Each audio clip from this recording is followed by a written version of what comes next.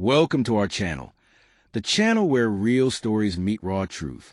Here, we shine a light on the battles we've fought, the voices they tried to silence, and the victories they never saw coming. These aren't just stories. They're testaments of strength, dignity, and the power of rising when the world expects you to fall. Before we dive in, make sure to subscribe to our channel, tap the like button, and tell us in the comments where you're watching from. Your support helps us keep bringing you interesting stories that deserve to be heard. Now, let's get into today's story. They laughed at the young black attorney. Then he delivered the final blow in court. They laughed at him the moment he walked into the courtroom, not with cruelty, but with condescension, the kind of smirks reserved for someone who wandered into a place they didn't belong. Suits leaned toward each other, whispered things behind thin smiles. One called him babyface.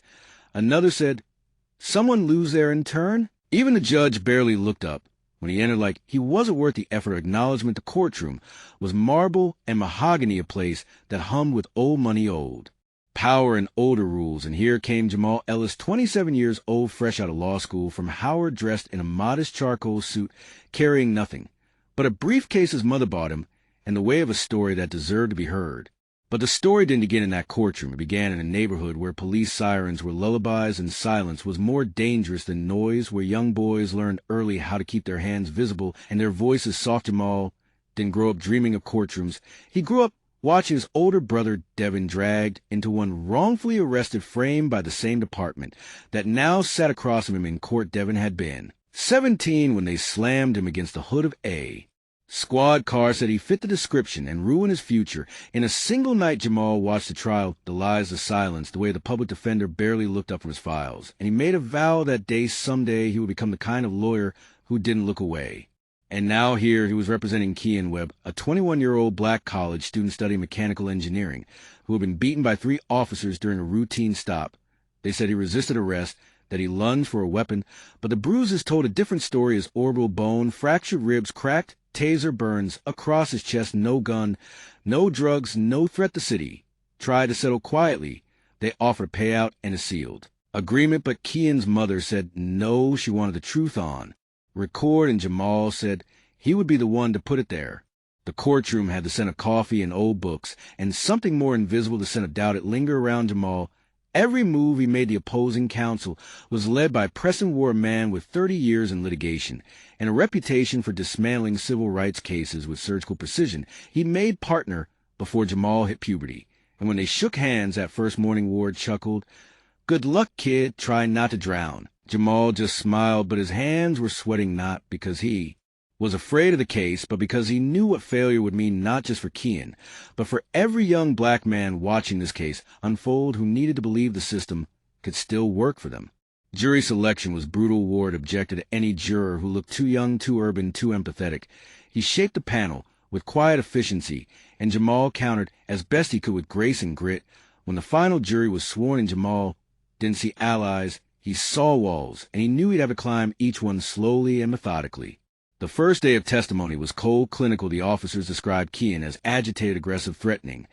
They used phrases like non-compliant and unpredictable. Their language was sanitized, but the jury heard dangerous. They played body cam footage, chopped and edited, carefully showing Kean raising his voice, but not the punch that broke his jaw before the camera conveniently cut off when Jamal asked why the footage ended. Mid-incident, the officer shrugged.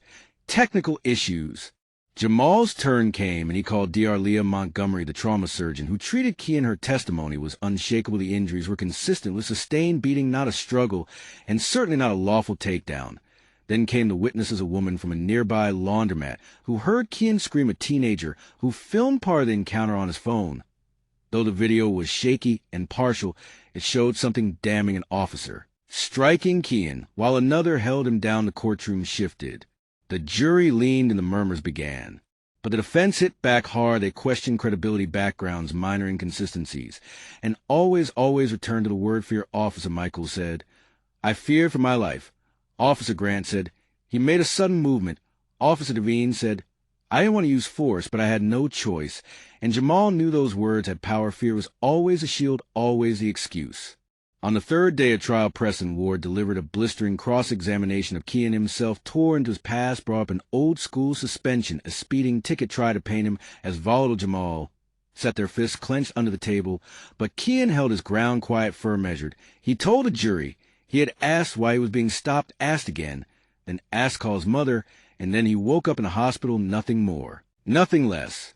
Jamal's mentor, Abigail Thorpe, who had flown in from D.C. to watch whispered him during recess. Their rattled Preston's pushing harder, because they're slipping you're winning them over piece by piece, just stay the course. But staying the course meant one more thing, taking a risk. Jamal had been holding back a final witness, one that even Abigail had warned him might be too unpredictable, but Jamal believed in truth, even messy truth. So on the morning of day, for he stood before the court and said, "Your Honor, we'd like to call Officer Daniel Soto to the stand." Gasps followed. Officer Soto was the fourth cop on the scene who hadn't filed a report, who had been placed on administrative leave, and whose silence had fueled speculation. But Jamal had met him quietly 2 weeks ago. Soto was younger, newer, and what Jamal saw in his eyes wasn't guilt, it was conflict. And now that conflict sat under oath, sweating, fidgeting, and visibly nervous. Jamal approached carefully. "Officer Soto, did you witness the arrest of Kian Webb?" "Yes." "Did Mr. Webb pose a threat?" "No, sir." The courtroom froze. Preston Ward sprang up. "Objection, Your Honor. This witness was not on any official record of the plaintiff's disclosure. He was subpoenaed, Your Honor, and he's under oath." The judge allowed it, and Jamal pressed on. "What did you see?" Soto hesitated. "He was on the ground. They were yelling at him to stop moving. But he wasn't moving. They hit him, and I didn't stop it." "Why not?" "Because I was afraid not of him, but of them, of the consequences." The courtroom exploded with noise. The judge called for order. But the damage was done. Soto's words echoed through the room. "I was afraid not of him, but of them." And suddenly the jury saw the case in a new light. Suddenly fear didn't belong to the officers. It belonged to a young man beaten for asking questions, and to another man who didn't speak until now. Closing arguments came the next day, and Ward delivered a speech full of law and protocol, full of polished fear, and carefully crafted out. Jamal stood quietly when his turn came. He didn't speak right away. He looked at the jury, then at Kian, then at Soto, then finally at the judge, and he said, "When I was 15 years old, my brother was arrested for something he didn't do, and the courtroom didn't care. They let procedure override truth, and my family paid the price. Today, you've seen what happens. When the system says the same thing again and again, I fear for my life, as if fear is a license to do anything, as if fear is a substitute for justice. But real fear, is watching your son walk out the door and not knowing if he'll return. Real fear is seeing blue lights behind you and praying you live to stop. Real fear is watching a man be beaten while the world makes excuses." He walked toward the jury slowly. "You have the power to say enough that fear doesn't justify brutality, that a badge doesn't excuse silence, and that justice is still possible, not just for Kian, but for every voice that has gone unheard until now." He sat down, and the room was silent. The jury deliberated for 8 hours. Gloria Webb held her son's hand the entire time. Jamal sat alone on a bench outside, watching the sun go down, feeling the weight of everything all over again. When the verdict came, the judge's voice cracked ever so slightly. "We, the jury, find in favor of the plaintiff, Kian Webb, an amount of $7 million for pain, suffering, and punitive damages." Kian collapsed into his mother's arms, tears streaming the courtroom. Erupted cameras flashed, but Jamal didn't move. He just closed his eyes, whispered, "Thank you, Devin," and smiled. In the days that followed, news outlets ran headlines: "Young black lawyer defeats legal giant," protests turned into policy meetings, police departments open internal reviews, Officer Soto resigned and later became a whistleblower for broader misconduct investigations. Jamal received calls, offers, partnerships, interviews, even TV segments.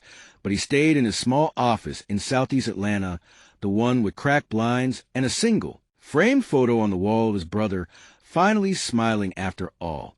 Those years beside that photo hung a snapshot of Kian Webb holding his diploma. The caption read, "Truth wins when someone's brave enough to tell it." They never laughed at Jamal Ellis again, and if they did, it didn't matter, because he'd already delivered a blow that would echo through every courtroom he stepped into from that day forward. Moral lesson: never let appearances fool you, and never let doubt speak louder than justice. Courage isn't the absence of fear, it's a decision to face it anyway. And sometimes all it takes is one voice to break the silence, one act of truth to shift the weight of history. Because when you stand in truth and speak with purpose, no laughter, no smirk, no power can stop what's right from rising. Thank you for watching today's story. If this moved you, inspired you, or reminded you your own worth, don't forget to like, share, and subscribe to our channel. And let us know in the comments where you're watching from. Your voice matters here.